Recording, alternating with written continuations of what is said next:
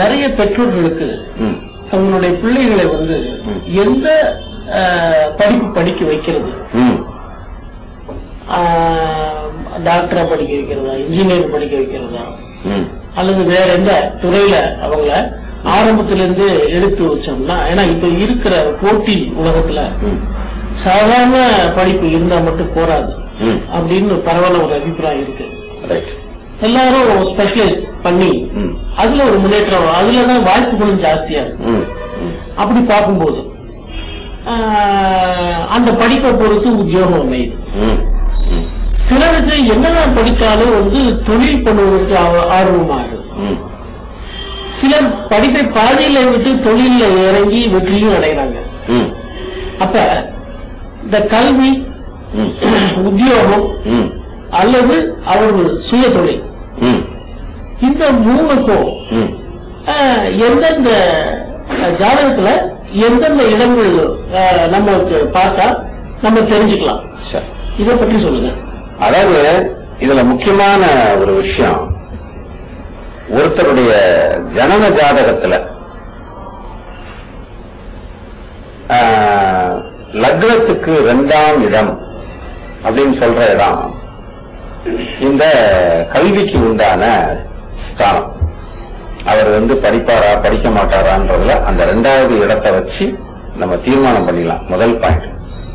2வது பாயிண்ட், ஒரு நபர்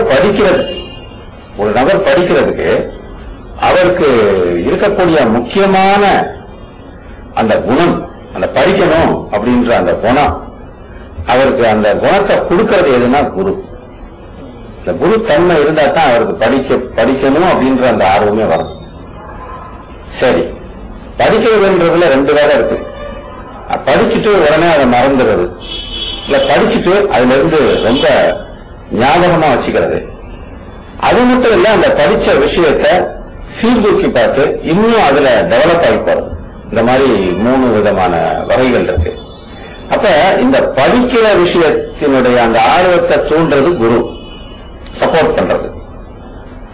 அந்த படிப்பு விஷயத்துல அத புத்திசாலித்தனமா அந்த விஷயத்தை அணுகிறது. இப்ப ஒரு ஆசிரியர் பாடம் நடத்துறாரு, அதை அப்படியே திரும்ப ஒப்பிக்கிற பிள்ளைங்களும் இருக்காங்க. அதை மேற்கொண்டு பரிணாமப்படுத்தி ஆசிரியரை வியக்கக்கூடிய அளவுக்கு அதை திருப்பி சொல்லக்கூடிய பிள்ளைங்களும் இருக்காங்க. அதை பிரெடிக்ட் அந்த படிப்பை பெருமைப்படுத்தக்கூடிய குழந்தைங்களும் இருக்காங்க. அப்ப அது அந்த மாதிரி குழந்தைகளை நம்ம என்ன சொல்றோம், புத்திசாலி பிள்ளைங்கன்றோம். ஐக்கியூ, இன்டலெக்சுவல் அவங்களுக்கு கூட இருக்குன்னு சொல்றோம். அப்ப அந்த இன்டலெக்சுவலை கொடுக்கறது எது கிரகங்கள்ல அப்படின்னா புதன். சரி, அந்த நேரத்துல அவன் ரொம்ப திறமையான இருப்பான். கிளாஸ் ரூம்ல ஆசிரியரே பெருமைப்படுற அளவுக்கு புத்திசாலியான பிள்ளையா இருப்பான். ஆனா பரீட்சையில போட்ட விட்டுருவான். அதுக்கு என்ன காரணம்? மனப்பாட சக்தியின்மை. அப்ப மனதை கட்டுப்படுத்தக்கூடியவன் யாரு? சந்திரன். அப்ப ஒரு சந்திரன், புதன், குரு, இந்த 3 கிரகங்களும் ஒருத்தருடைய ஜாதகத்துல வெகு சிறப்பாக அவங்களுக்கு கோஆபரேட்டிவ் பிளானட்டா அமைஞ்சிருச்சுன்னா, அதாவது உறுதுணையாக இருக்கக்கூடிய நல்ல கிரகங்களா ஒருத்தருக்கு அமைஞ்சிருச்சுன்னா அவன் கல்விமான் தான், அதுல சந்தேகமே இல்லை. சரி, கல்விமான்லயே நீங்க பாத்தீங்கன்னா சிலர் படிக்காத மேதையா இருப்பாங்க, சிலர் படிச்சு பட்டம் வாங்கிடுவாங்க. இந்த 2 விஷயம் இருக்கு. அப்ப பட்டம் வாங்குறதுக்கு ஒரு விஷயம் இந்த ஜாதகத்துல ரொம்ப முக்கியமானது. அது 4ஆம் இடம். இப்ப 4ஆம் இடம் சுகஸ்தானம்னு சொல்றோம். வாகனங்களுக்கு உரிய அந்த விஷயங்களை தெரிஞ்சுக்கிறது, வீடு மனை இந்த மாதிரி விஷயங்கள்லாம் அவங்களுக்கு இருக்குமா? அதே மாதிரி இந்த மாதிரி படிச்சு பட்டம் பெறுவார்களா? வித்தை வியாபாரத்துக்கு ரொம்ப ஏதுவான கல்வி தரம் இருக்குமா? அப்படின்றதெல்லாம் இந்த 4ஆம் இடத்தை வச்சு முடிவு பண்றோம். இப்படி எல்லா விஷயங்களையும் அனலைஸ் பண்ணி இந்த ராசி சக்கரத்துல மட்டும் இல்ல, நவாம்ச சக்கரத்திலையும் இத ஒத்து பார்த்து இவங்களுக்கு இருக்கக்கூடிய அந்த கிரகங்களோட அஷ்டவர்க்க பரல் கணிதத்துல என்ன பரல் வாங்கியிருக்கு, ஒவ்வொரு கிரகமும் எந்த அளவுக்கு அது அவங்களுக்கு ரொம்ப சுயபலம் பெற்றதா இருக்கு, அவங்களுக்கு ஆதரவா இருக்கு அப்படின்றதையும் தெரிஞ்சு இதெல்லாம் கூட்டி கழிச்சு அன்னைக்கு நடக்கிற தசாபுக்தி, அன்றைய கோச்சாரம், இவ்வளவுத்தையும் கணக்கில் வச்சுக்கிட்டு தான் இந்த பையன் அடுத்த 3 வருஷத்துல இந்த பட்டத்தை வாங்கிடுவான், இந்த மாதிரி கேட்டகரியில நீங்க படிக்க வைங்க அந்த கேட்டகரி படிக்க வைக்கிறது எப்படி? இவருடைய ஆர்வத்தன்மை எந்த கிரகம் இவருக்கு யோகமா அமைஞ்சிருக்கு, இந்த கல்வி ஸ்தானத்துக்கு யோகமா எப்படி அமைஞ்சிருக்கு, அந்த யோகமான கிரகம் எது, அந்த கிரகம் இவருக்கு எப்படி சப்போர்ட் பண்ணும், அந்த கிரகத்தினுடைய தன்மையில் இருக்கக்கூடிய தொழில் வளங்கள் எது அப்படின்றதெல்லாம் பார்த்து நிர்ணயம் பண்ணி சொல்லணும். அப்பதான் ஒரு படிப்புன்றது அவனுக்கு பிடிச்ச விஷயமாகவும் இருக்கும், அவன் அதுல சக்சஸ் பண்ணுவான் அந்த மாணவன். அது மட்டும் இல்லாம அந்த மாணவன் இந்த பெற்றோர்கள் எதிர்பார்க்கிற மாதிரியான ஒரு தொழிலையும் போய் இருப்பான், அந்த தொழிலையும் அவன் விரும்பி பண்ணுவான். அப்படி பண்ணும்போது எல்லாமே அந்த குடும்பத்துக்கு ஒத்து போற மாதிரியான விஷயங்களான ஒரு வளர்ச்சியா இருக்கும். அப்ப இது நிறைய வீடுகள்ல இந்த மாற்றங்கள் நடக்குது. சரியான ஜோதிடரை அணுகாததுனால அவங்க என்ன செய்யறாங்க, இதை படிக்க வைங்கன்றாங்க. அதான் ஜோசியர் சொல்லிட்டாரு நீ இதைத்தான் படிக்கணும்னு சொல்லி பெற்றோர்கள் கம்பல் பண்றாங்க. இல்லைன்னா பெற்றோர்களுடைய கம்பல்ஷனுக்கு அந்த பிள்ளைங்களை ஆளாக்குறாங்க. இப்படி ஏதாவது ஒரு குளறுபடினாலதான் அந்த படிப்பு விஷயம் தடப்படுது. இதுக்கு சரியான வழிமுறைகள் இருக்கு, சரியான அணுகுமுறைகள் இருக்கு. அப்படி அதுல மிஸ் பண்ணா கூட அதுக்கான பரிகார முறைகள்ல கூட அவங்கள அதை சரி பண்ணி அவங்கள சக்சஸ் பண்ண வைக்கலாம்.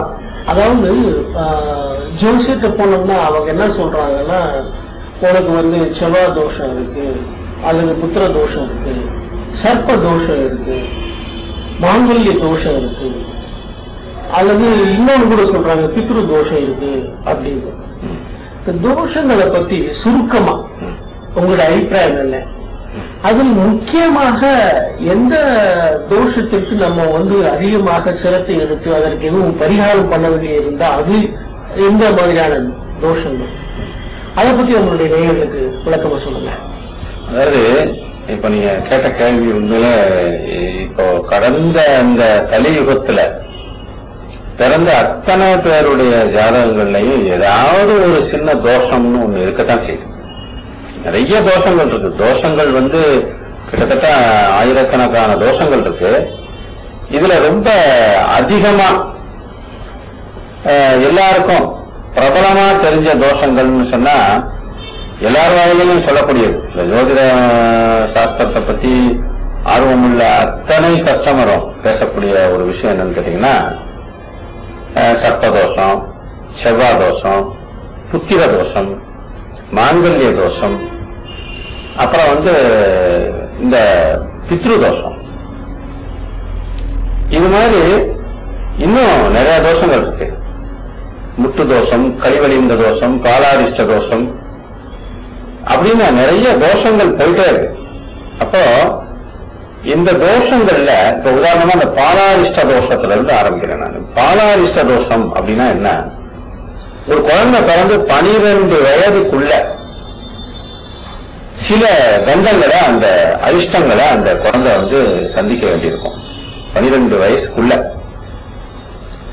சில அற்ப ஆயுள்னு சொல்றோம் இல்லையா, இந்த பாலாரிஷ்ட தோஷங்கள்னால அற்ப ஆயுள்லயே கூட அந்த குழந்தைகள் மரிக்கிறதுக்கு கூட வாய்ப்பு இருக்கு அப்படின்னு ஜோதிட சாஸ்திரம் அறுதிட்டு சொல்லு. அதுக்கு என்னென்ன மாதிரி கிரக நிலைகள் இருந்தா அந்த பாலாரிஷ்டம்ன்றது ஏற்படும் அப்படின்னு ஜோதிட நூல்கள் விவரிக்குது. இன்னைக்கு புத்தகங்களை போடக்கூடிய ஜோதிடர்களோட புத்தகத்தை பத்தி நான் சொல்லல, முன்னோர்களே அதை குறிச்சு வச்சிருக்காங்க. ரொம்ப பலகாலமா இருக்கக்கூடிய பழமையான புத்தகங்கள்ல, ஏடுகள்ல இத மாதிரி பாலாரிஷ்டம்ன்றது ஒரு குழந்தைக்கு எப்படி வருது, இந்த மாதிரி கிரகங்கள் இருந்தால் இந்த மாதிரி இத்தனை நாள்ல அதுக்கு கண்டம், இத்தனை நாள்ல அதுக்கு மரணம், இத்தனை நாள்ல பாதிப்பு இருக்கும், இந்த மாதிரி இருந்தா அது தாய் தந்தையருக்கு பாதிப்பை கொடுக்கும், அக்கா பாட்டிக்கு பாதிப்பு, அல்லது தாய் தந்தையருக்கு பாதிப்பு, அல்லது அந்த குழந்தைக்கே பாதிப்பு. இதைத்தான் அரிஷ்டம்னு சொல்றது. அப்ப பாலாரிஷ்டம்னா சின்ன குழந்தையில அந்த இது. இப்ப உதாரணமா இன்னொன்னு நீங்க கேள்விப்பட்டிருப்பீங்க, குட்டி சுக்கரன் குடியை கெடுப்பான். இப்ப பரணி நட்சத்திரத்திலேயோ அல்லது பூர நட்சத்திரத்திலேயோ அல்லது பூராட நட்சத்திரத்திலேயோ ஒரு குழந்தை பிறக்குதுன்னு வச்சுக்கோங்களேன். அந்த குழந்தை இந்த 3 நட்சத்திரத்துல எந்த நட்சத்திரத்துல அந்த குழந்தை பிறந்திருந்தாலும் அது சுக்கிர திசையில தான் பிறக்கும். அப்ப பிறக்கும் போதே சுக்கிர திசையா இருந்தா அதை குட்டி சுக்கிரன்னு சொல்லுவாங்க. குட்டி சுக்கிரன் குடியை கெடுப்பான், குட்டி சுக்கிரன் கட்டி தங்கம் கேட்பான் அப்படின்னு அனுபவ சாஸ்திரங்கள் வர்ணிக்குது. அந்த மாதிரி அது ஒரு தோஷம். அப்ப அதுக்கு சில பரிகாரங்களையும் சொல்லி வச்சிருக்காங்க. பரிகாரங்கள்ன்றது அனுபவ சாஸ்திரத்துல சொல்லப்பட்ட விஷயங்கள். இந்த மாதிரி கிரகங்கள் இருந்தா இப்படி பாதிப்புகள் இருக்கும், இந்த பாதிப்புகளை நீக்கிக்கிறதுக்கு இந்தந்த கிரகங்களுக்கு இவர் ஜாதகப்படி இந்த மாதிரி பிரீதிகளை பண்ணா அந்த பரிகாரங்கள்னால அவர்களுக்கு நன்மை ஏற்படலாம். ராகு கேதுக்களுக்கு உண்டான அந்த சர்ப்பதோஷம் அப்படின்னா, சர்ப்பதோஷம்ன்றது பொதுவா நம்ம புரிஞ்சுக்க வேண்டிய விஷயம். அது கிரகணத்தை கூட கொடுக்கக்கூடிய ஒரு தோஷம். இந்த உலகத்திலேயே இந்த சர்ப்பம்ன்றது எல்லாருக்கும் தெரிஞ்ச ஒரு விஷஜந்து. அதாவது நல்ல கிரகங்கள் கூட அவருக்கு நன்மையை செய்ய விடாம அந்த கிரகங்களினுடைய அந்த பலன்களையும் அது விழுங்கிருமா. அதனால அதுக்கு சர்ப்ப தோஷம்னே பேர் வச்சிருக்காங்க. அப்ப சர்ப்ப தோஷம்ன்றது ஒருத்தரை டெவலப் பண்ணவே விடாது. கிட்டத்தட்ட 33 வயது வரைக்கும் அவங்கள முன்னேற்ற பாதிக்க போக முடியாது. 4 படி ஏறினாங்கன்னா 8 படி சறுக்கும். அதுக்கு எந்த நேரத்துல அந்த தோஷத்தை கழிக்கணும், எந்த கிரகத்தினால அந்த தோஷம் ஏற்பட்டிருக்கு, ராகுவாலையா அல்லது கேதுவாலையா அல்லது ராகு நின்ன வீட்டுக்கு உண்டான கிரகத்தாலையா அப்படின்னு நம்ம ஜாதகத்துல அனலைஸ் பண்ணணும். மொட்டையா ராகு தசை நடக்குது, ராகு அவருக்கு கெடுதல் பண்ணுது, உடனே ராகுவுக்கு உண்டான கோயில் திருநாகேஸ்வரம், அதுக்கு போயிட்டு வந்துருங்க, இல்லைன்னா ராகுவுக்கு வேற எங்க காலகஸ்தி போங்க அப்படின்னு ஒரு பொத்தாம் பொதுவா இந்த பரிகாரங்களை சொல்றதுனாலதான் இந்த பரிகாரங்கள் மேலையும் இந்த தோஷங்கள் மேலையும் மக்களுக்கு நம்பிக்கை இழப்பு ஏற்படுது. ஏன்னா நான் சொன்ன மாதிரிதான் கரெக்டா அதை ஒரு கரெக்டான இதை அணுகி பார்த்து இதை எப்படி அவங்களுக்கு அந்த பரிகாரத்தை சொல்லணும்ன்றதும் ரொம்ப முக்கியமானது. அப்புறம் அடுத்தது இந்த புத்திர தோஷம். புத்திர தோஷம்ன்றது குழந்தையின்மையை குறிக்கிறது.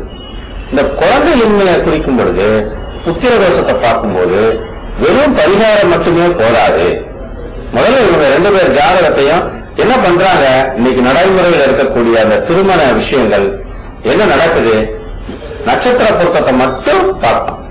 நட்சத்திர பொருத்தத்தை பார்க்கறதுக்கு முக்கிய காரணம் எதனால அப்படி வச்சாங்க நம்ம முன்னோர்கள்னா, மன பொருத்தம் இருந்தா எல்லாம் சரி அப்படின்றதுக்காகத்தான் சந்திரன் நின்ன அந்த நட்சத்திரம், சந்திரன் என்ற நட்சத்திரம் தான் ஒவ்வொருத்தருக்கும் ஜென்ம நட்சத்திரம். இது ஜாதகத்துல உள்ள விஷயம். இப்ப ஒருத்தருக்கு ஒரு நட்சத்திரம் பரணி நட்சத்திரம்னா அவர் பிறக்கிற அன்னைக்கு அந்த பரணி நட்சத்திரத்தில் சந்திரனானது அங்க இருக்கு. அதுதான் ஜாதகத்துல நம்ம ஜென்ம நட்சத்திரம்னு சொல்றோம். அந்த நின்ன நட்சத்திரம் எந்த ராசியை சார்ந்ததோ, இப்ப உதாரணமா பரணி நட்சத்திரம்னு நான் இப்ப சொன்னேன் இல்லையா, அந்த பரணி நட்சத்திரம் மேச ராசியை சேர்ந்தது. அப்ப அந்த ஜாதகருக்கு ஜென்ம ராசி மேச ராசி. அந்த சந்திரன் நின்ன நட்சத்திரமான அந்த நட்சத்திரம் அவருடைய ஜென்ம நட்சத்திரம். அப்ப இந்த ஜென்ம நட்சத்திரத்துக்கும் அதே மாதிரி இன்னொரு பொண்ணுக்கு ஒரு நட்சத்திரம் இருக்கு. இப்படி 2 நட்சத்திரத்துக்கு மட்டும் பொருத்தத்தை பார்க்கறாங்க. அப்புறம் ஜாதக ரீதியான பொருத்தங்களை பார்க்கணும். அதுல என்ன தோஷங்கள் 2 பேருக்கும் எப்படி இருக்கு, தசை சந்திப்பு இருக்கா, இதெல்லாம் பார்க்கணும். அதுக்கப்புறம் குழந்தை பாக்கியம் எப்படி இருக்கு, 2 பேருடைய ஜாதகத்துல ஆணுக்கோ பெண்ணுக்கோ அந்த மலட்டுத்தன்மை ஏதேனும் இருக்கிறதா, ஜாதக ரீதியா அதை கண்டுபிடிச்சலாம். அதுக்கு ஒரு சில விஷயங்கள் இருக்கு, அதை பார்த்து தெரிஞ்சுக்கலாம். இந்த பொண்ணுக்கு குழந்தை பாக்கியத்துக்கு வாய்ப்பு இருக்கா, இந்த ஆணுக்கு குழந்தை பாக்கியத்துக்கு வாய்ப்பு இருக்கா அப்படின்றதெல்லாம் நம்ம அனலைஸ் பண்ணணும். அவங்க 2 பேரும் அந்யோன்யமா இருக்கிறது, குழந்தைங்களுக்கு எதிர்பார்க்கிற மாதிரியான குழந்தைகள் பெறணும், எதிர்பார்க்கிற செல்வம் சேரணும், நீடித்த வாழ்க்கை இருக்கணும், சந்தோஷமான வாழ்க்கை இருக்கணும். இதுல எல்லாம் என்னென்ன எதிர்பார்க்கிறாங்க மனுஷன், அதெல்லாத்தையும் பார்க்கறதுக்கு தான் நமக்கு முன்னாடியே ஆண்டவன் இந்த மாதிரி ஒரு விஷயத்தை கொடுத்திருக்காரு. அதை பார்த்து நம்ம தெரிஞ்சுக்கிட்டு அதை நம்பி அதன்படி அறிவுபூர்வமாக இந்த நிகழ்ச்சியோட தொடக்கத்தில் நான் சொன்ன மாதிரி அறிவுபூர்வமாக செயல்பட்டோம்னா கண்டிப்பாக இந்த ஜோதிடம் மனிதனுக்கு தேவையான ஒரு விஷயமா தான் இருக்கணும் ஒழிய தேவையில்லாத ஒரு மூடத்தனமான விஷயமா இருக்காதுன்றதுதான் என்னுடைய கருத்து. இதுல இன்னொரு ஒரு தோஷத்தை பத்தி நான் சொல்லியே ஆகணும். பித்ரு தோஷம் அப்படின்னு சொல்றாங்க. அதாவது ஒரு ஜாதகத்துல லக்னத்திற்கு 9ஆம் இடம், அது பித்ருஸ்தானம்னு பேரு. 9ஆம் இடம் பித்ருஸ்தானம், பாக்யஸ்தானம்னு அதை சொல்லுவாங்க. அந்த அந்த 9ஆம் இடம் அந்த திரி ஜென்மத்தை குறிக்கிறது. அதாவது போன ஜென்மம், அதுக்கு முந்தின ஜென்மம், அதனுடைய விஷயத்தையும் குறிக்கிறது. போன ஜென்மத்துல நாம நம்மளுடைய கர்ம வினைகளின்படி நமக்கு பிள்ளைங்க வருது. போன ஜென்மத்துல நாம என்ன பாவ புண்ணியங்கள் செய்தோமோ அதற்கேற்ற கர்ம வினையாகத்தான் நமக்கு புத்திரர்கள் அமைகிறார்கள். அதற்கு முந்தைய ஜென்மத்தில் நாம் என்ன கர்ம வினைகள் செய்கிறோமோ அதற்கு தகுந்தாற் போலத்தான் நாம ஒரு வீட்டுல பிறக்கிறோம். அதாவது நம்ம தாய் தந்தையர் நமக்கு அமைகிறாங்க, நமக்கு உடன்பிறப்புகள் அமைகிறாங்க. இதுதான் உண்மை. அப்போ அந்த பித்ருஸ்தானம் என்று சொல்லப்படுகிற அந்த 9ஆம் இடம் கெட்டு போயிட்டாலும், கெட்டு போறதுன்னா என்ன அர்த்தம்? ஒரு பாவ கிரகம், அந்த ஜாதகப்படி ஒரு பாவ கிரகமானது 6ஆம் இடத்துக்கு உண்டான கிரகம் அல்லது 8ஆம் இடத்துக்கு உண்டான கிரகம் அல்லது 12ஆம் இடத்துக்கு உண்டான கிரகம் இயற்கையிலே பாவ இடங்கள். அவருக்கு என்ன லக்னமோ அந்த லக்னத்துக்கு 6ஆம் இடம், லக்னத்துக்கு 8ஆம் இடம், லக்னத்துக்கு 12ஆம் இடம், இந்த மாதிரி இந்த கிரகங்கள் அந்த 9ஆம் இடத்துல இருந்து அந்த கிரகமானது பித்ரு காரகன் என்று சொல்லப்படுகின்ற சூரியனை பார்க்கிறது, அல்லது இயற்கையிலேயே பாவ கிரகங்கள் என்று சொல்லப்படுகின்ற சனி, செவ்வாய், ராகு, கேது, இந்த மாதிரி சூரியன், இந்த கிரகங்கள்லாம் இப்ப உதாரணமா 9ஆம் இடம்னு சொல்லக்கூடிய அந்த பித்ரு ஸ்தானத்திலேயே சூரியன் போய் நிற்கிறது. அது பித்ரு காரகன் அந்த பித்ரு ஸ்தானத்திலே போய் நின்னா காரகோ பாவனாஸ்தின்னு இருக்கான். அதுலயும் ஒரு சிம்ம ராசியாக அந்த 9ஆம் இடம் இருந்து, உதாரணமா தனுசு லக்னத்துல பிறந்த ஒருத்தர் ஆவணி மாசத்துல பிறந்திருந்தாருன்னா கடுமையான பித்ருதோஷத்தை கொண்டவர். அந்த சூரியனோட புதனும் சுக்கிரனும் சேர்ந்து இருந்துட்டா அவரை நீங்க சேலஞ்ச் பண்ணி சொல்லலாம், அவருடைய வர்க்கத்துல மிகப்பெரிய தோஷங்கள் அந்த முன்னோர்களால் நடந்திருக்கின்றன, அகால மரணங்கள் நடந்திருக்கின்றன என்று நீங்க அடிச்சு சொல்லலாம். இது உண்மை, இது அனுபவபூர்வமான உண்மை. இந்த தோஷங்கள் என்ன செய்யுது? இந்த பித்ருதோஷம் என்ன செய்யுதுன்னா நல்லா போய்கிட்டு இருக்க வாழ்க்கைய கெடுத்துரும், நல்லா போய்கிட்டு இருக்க வண்டியை கவுத்திடும், அகால மரணங்களை உண்டு பண்ணிடும். ஒரு நல்ல கணவர் அந்த குடும்பத்தை வழிநடத்திட்டு போற ஆண் வாரிசு, ஆண் வர்க்கத்தை தான் அது ரொம்ப பாதிக்கும். அந்த பித்ருதோஷம்ன்றது ரொம்ப ரொம்ப கடுமையானது. இந்த பித்ருதோஷத்துக்கும் பரிகாரங்கள் இருக்கு ஜாதகத்துல, ஜோதிடத்துல. அதே மாதிரி எல்லா தோஷங்களுக்குமே பரிகாரங்கள் இருக்கு. பரிகாரங்களை உரிய அந்த ஜோதிடரிடம், சரியான வழிநடத்துதலை கொண்ட ஜோதிடர்களிடம், அனுபவம் உள்ள ஜோதிடர்கள்ட்ட போய் நீங்க அணுகி அதற்கு உரிய பரிகாரங்களை முறையா அதை செஞ்சீங்கன்னா, காலத்துக்கு செஞ்சீங்கன்னா, சும்மா எந்த நேரத்திலையும் நான் முதலே சொன்ன மாதிரி இஷ்டத்துக்கு ஜாதகத்தை பார்த்தோம்னா செவ்வாய் தோஷம் இருக்கு, நீங்க செவ்வாய் தோஷம் பரிகாரம் பண்ணிருங்க, உங்களுக்கு சர்ப்பதோஷம் இருக்கு, சர்ப்பதோஷ பரிகாரம் பண்ணிருங்க, உங்களுக்கு பித்ருதோஷம் இருக்கு, பித்ருதோஷ பரிகாரம் இருக்கு, உடனே செய்யுங்க அப்படின்னு சொல்லக்கூடியது முறை அல்ல. ஆனால் அதே நேரத்தில் அந்த வேலையில் உடனே செய்ய வேண்டும் என்ற ஒரு கட்டாயம் இருக்குமாகில் அதை செய்ய வேண்டும் என்று சரியாக வழிநடத்துதல் செய்யக்கூடிய அந்த ஜோசியர் சொல்றதை கேட்டு அதையும் செய்ய. சிலர் சொத்து சேர்த்து வைத்து விடுகிறார்கள். தலைமுறை அளவுக்கு 2-3 தலைமுறை அளவுக்கு சொத்து சேர்த்து வைக்கக்கூடிய தசா எந்த மாதிரியான தசைகள்ல அது நடைபெறுது? சனி தசையா, ராகு தசையா, அல்லது வேற எந்த தசை? டிவிஎஸ் கம்பெனி இருக்கு.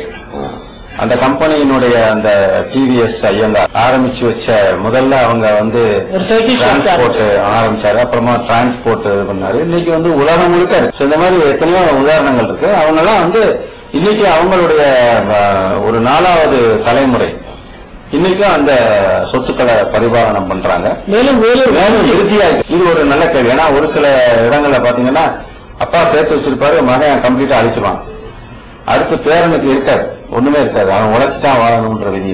சோ தகப்பனாரும் கஷ்டப்பட்டிருப்பாரு, பேரனும் கஷ்டப்படுவான், இடையில இருக்கிற அந்த மகன் மட்டும் அதை அனுபவிச்சு முடிச்சுட்டு போயிடுவாரு. அப்ப அவருக்கு மட்டும் அந்த யோகம் இருக்கும் அவர் ஜாதகத்துல. அவருக்கு உழைச்சி சேர்த்து வைக்கணும்ன்ற ஒரு ஜாதகம் தான் அவர் பலன். இந்த பேரனுக்கு பிறக்கும் போதே கஷ்டப்படணும்ன்றது அவர் விதி, கர்மா. அந்த இடைப்பட்ட நேரக்கூடிய அந்த 2வது தலைமுறையில இருக்கிறவர் மட்டும் அதை அனுபவிச்சுறாரு. இந்த மாதிரி சில விஷயங்கள் இருக்கு, உண்மைதான். இதுல சனி திசையில அவருக்கு நல்ல யோகமான திசையா அந்த ஜாதகருக்கு இருந்தா ஒரு வீடை வாங்குறாரு. அந்த திசையில வாங்கினார் இல்லையா, அந்த வீடு என் உயிர் உள்ள வரைக்கும் நான் திரும்ப விற்க முடியாது, போகாது. ஸ்திரன் சனியை ஸ்திரம்னு சொல்றாங்க. அப்ப ஸ்திர சொத்துக்களை உண்டாக்குறவர் யாருன்னா சனிதான், நிலைத்த ஒரு சொத்துக்களை. இது எப்படி அந்த தொடர் வரும்னா பையனும் சனி திசையில பிறப்பாரு. அவன் கல்யாணம் பண்ணக்கூடிய மனைவிக்கும் சனி திசை சம்பந்தப்படும், சனி சம்பந்தப்படும். அந்த பிள்ளைக்கும் அந்த பேரனுக்கும் சம்பந்தப்படும், இல்ல பேத்திக்கு சம்பந்தப்படும். எப்படியாவது இந்த லைன்ல பாத்தீங்கன்னா வரிசையா அது ஏதோ ஒரு இது அது தொடர்ந்து போகும். சனி திசையே 19 வருஷம். அதுக்கப்புறம் அவருடைய பையனுக்கு ஒரு 19 வருஷம் சனி திசை அமைஞ்சிருக்குன்னு வச்சுக்கோங்க. ஒரு தொடர்ச்சியா 38 வருஷங்கள் அந்த சொத்து பாதுகாக்கப்படும். அப்படி 2 தலைமுறை 3 தலைமுறை 4 தலைமுறை வரைக்கும் கூட போகும்.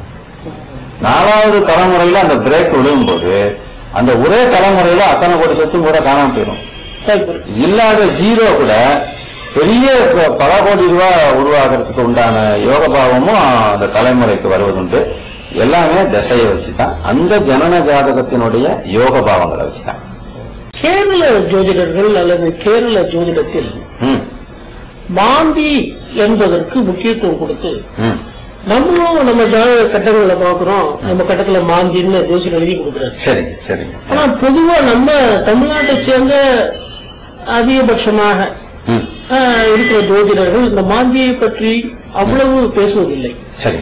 ஆனால் கேரள ஜோதிடத்தில் மாந்தியை பற்றி அதிகமாக பேசுகிறார்கள், அதற்கு முக்கியத்துவம் தருகிறார்கள். சரி.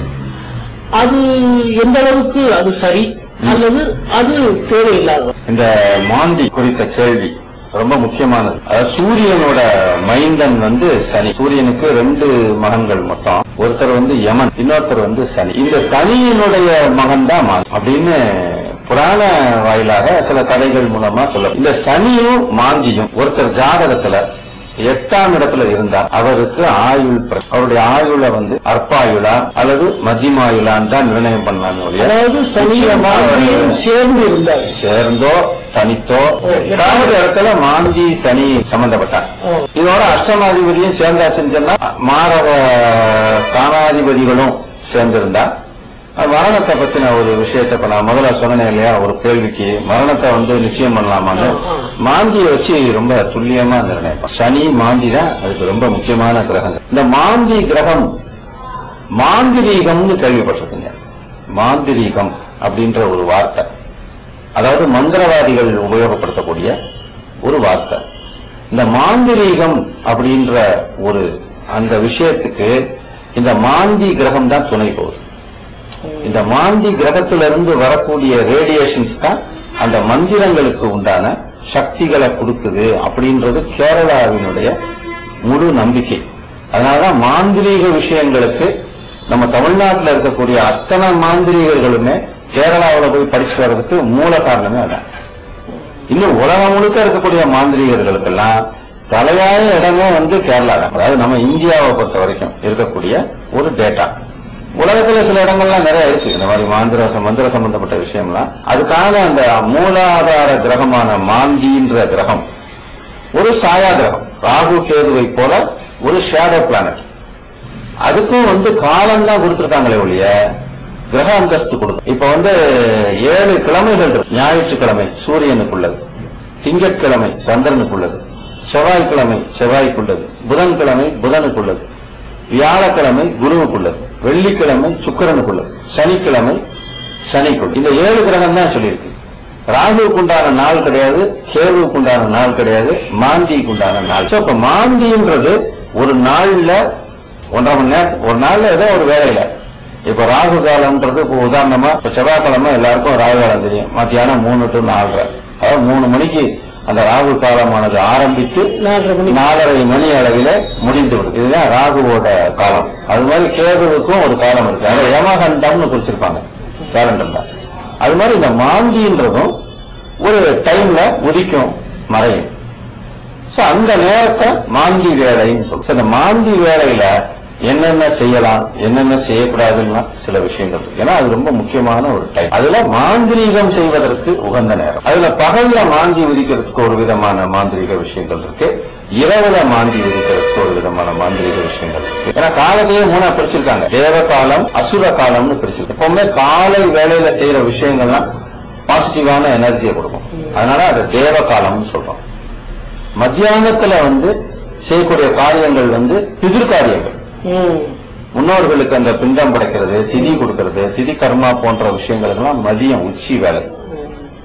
அதே மாதிரி இரவு வேலைய அசுர காலம் சொல்லுவோம். அசுர தேவதைகளுக்கு உண்டான காளி துர்கை. இந்த மூணும் இது தனி. மாந்திரீக விஷயத்துக்கு மாந்தி வேளையில அதுக்குரிய மந்திர தந்திர யந்திரங்களை பிரயோகம் பண்ணா அது ரொம்ப ரொம்ப பலிக்கும். அப்போ மாந்தி என்பது ஒரு நம்ப தகுந்த ஒரு விஷயம்தான். ஆமா, எனக்கு பல காலமாக ஜோதிடத்தில் நம்பிக்கை இருப்பதனாலும் பல பத்திரிகைகள் பல ஜோதிடர்களை சந்தித்தனாலும் அவர்களிடத்திலே நிறைய வேறுபாடு உள்ளது சில கருத்துக்களில். அதை உங்களிடம் கேட்க விரும்புகிறேன். சொல்லுங்க. நீசபங்க ராஜயோகம் என்றால் என்ன? ஒரு ஜாதகத்துல லக்னம்னு அந்த லக்னத்துல இருந்து ஒவ்வொரு கட்டத்துக்கும் ஒரு ஒரு விதமான பலன்களை எத்தனையோ இந்த டிவி நிகழ்ச்சிகள்ல எத்தனையோ ஜோதிடர்கள் மக்களுக்கு சொல்லிட்டாங்க. இப்ப மக்களே ரொம்ப தெளிவாயிட்டாங்க. என்னோட லக்னம் இதுன்னு சொல்ற அளவுக்கு பயிற்சி அடைஞ்சிட்டாங்க. என்னோட லக்னத்துக்கு 7வது வீட்டுல இப்படி இப்படி இருக்கு, அதனால திருமண வாழ்க்கை இப்படி இருக்குன்னு சொல்ற அளவுக்கு ரொம்ப இதாயிட்டாங்க. அப்ப 2வது வீடுனா வாக்குஸ்தானம், 3வது வீடுனா சகோதரஸ்தானம், 4வது வீடுனா சுகஸ்தானம், 5வது வீடுனா யோகஸ்தானம் அப்படின்னு 12 வீடுகளுக்கும் ஒரு பலன் இருக்கிறத எல்லாருக்கும் தெரியும். இந்த கிரகங்கள் ஒவ்வொரு ஒரு இடத்துலையும் இருக்கிறதுக்கு உச்ச வீடுகள்னு இருக்கு, நீச வீடுகள்னு இருக்கு, நட்பு வீடுகள்னு இருக்கு, பகை வீடுகள்னு இருக்கு, மறைவு ஸ்தானங்கள்னு இருக்கு. இப்படி பிரிச்சிருக்காங்க சாதகத்துல இந்த கால்குலேஷன். அந்த மாதிரி நீச்ச வீடுகள்ல ஒரு கிரகம் இருந்தா அது நீச்சம். எல்லா கிரகமும் அந்த வீட்டுல நீச்சம் கிடையாது. அந்த குறிப்பிட்ட கிரகம் ஒரு கட்டத்துல நீச்சம். அதே கிரகம் இன்னொரு இடத்துல உச்சம், இன்னொரு இடத்துல அது நட்பு, இன்னொரு இடத்துல அது பகை, இன்னொரு இடத்துல அது சமம் அப்படின்னு பிரிச்சிருக்காங்க. இது ஒரு டேபிள், இது ஒரு லாஜிக். அப்போ நீசமான ஒரு கிரகம் பங்கமாவதற்குன்னு ஒரு விதிமுறைகள் வச்சிருக்காங்க. ஒரு உதாரணத்துக்கு சொல்றேன். இப்ப சந்திரன் விருச்சிக ராசியில நீசம். அப்போ அந்த நீசன் நின்ற ராசி நாதன் யாரு? விருச்சிக ராசியினுடைய அதிபதி செவ்வாய். அந்த செவ்வாய் மேஷத்துல ஆட்சி ஆயிடுதுன்னு வச்சிருக்கேன். இல்ல அந்த விருச்சிக ராசியிலேயே ஆட்சி ஆயிடுது. அங்கேயே இருந்துச்சுன்னா அது ஆட்சி, இருந்தால் ஆட்சி. அப்போ நீசன் நின்ற ராசி நாதன் ஆட்சியானால் நீச பங்க ராஜயோகம். இப்போ அவருக்கு சந்திர தசை நடக்குது அந்த ஜாதகருக்கு. அவருக்கு சந்திரன் ஒரு உதாரணத்துக்கு அவருடைய ஜாதகப்படி அவருக்கு மேஷ லக்னம்னு வச்சுப்போம். மேஷ லக்னம் விருச்சிக ராசி அந்த ஜாதகர். மற்ற கிரகங்கள் எல்லாம் விட்டுருவோம். நேரம் அந்த தசாநாதன் யாரு? சந்திரன். 4ஆம் இடத்துக்குண்டான கிரகம் 8ஆம் இடத்துல உட்கார்ந்து அந்த சந்திரன் நீசமாய், அந்த நீசமாயிருக்கிறதுக்கு உண்டான பலனை அந்த சந்திரன் கொடுக்கும். அஷ்டமாதிபதியாவும் அவர் ஆயிடுறாருல, அஷ்டமாதிபதியோடையும் சேர்ந்துடுறாருல. சந்திரன் யாரு? மனோகாரன். அப்போ ஒருவேளை அவர் பைத்தியம் பிடிக்கிற அளவுக்கு கூட அந்த திசையில இருக்கலாம். அது நீச பலன்.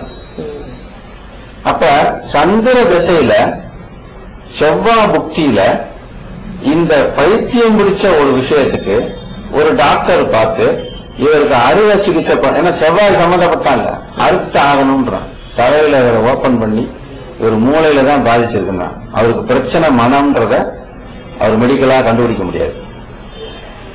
அவருக்கு ஸ்கேனிங் ரிப்போர்ட்டே அப்படித்தான் காட்டும். அப்ப அறுத்து தலையை இது பண்ணும் போது மேற்கொண்டு மன பாதிப்பாகி கடைசி வரைக்கும் கூட அவருக்கு அப்படியே இருந்துடலாம். நீசமா இருந்தால், நீசமா இருந்தா அதே டாக்டரு என்ன செய்வாரு? இவருக்கு மூளையில எல்லாம் ஒண்ணும் இல்ல, இவருக்கு அறுவை சிகிச்சை எல்லாம் வேண்டாம். ஏன்னா லக்னாதிபதி 8ல இருக்காங்க இல்லையா, விபரீத ராஜயோகத்துல இவருக்கு அந்த செவ்வாய் ஹெல்ப் பண்ணி அறுக்கணும்னு ஒரு டாக்டர் முடிவெடுத்ததை இன்னொரு டாக்டர் வேண்டாம், இவருக்கு இருக்கிறது சைக்காலஜிக்கல் பிரச்சனை, சைக்காட்ரிக்ட கொண்டு போங்க சரியாயிரும். அவரும் சைக்காட்ரிக் ட்ரீட்மெண்ட் கொடுப்பாரு, இவருக்கு சரியாயிரும். நீச பங்க ராஜயோகம். அவருக்கு தவறாகவே ஒரு கெடுதல் நன்மையாக்கப்படுகிறது. அந்த திசையில கெடுதலையும் அவர் அனுபவிக்கிறார். ஏன்னா நீசமா இருக்குல்ல, அதனால அதுக்குமானத அதுக்கப்புறம் அதை செய்யும். ஆக அந்த திசையில நன்மையும் தீமையும் கலந்தே இருக்கும்.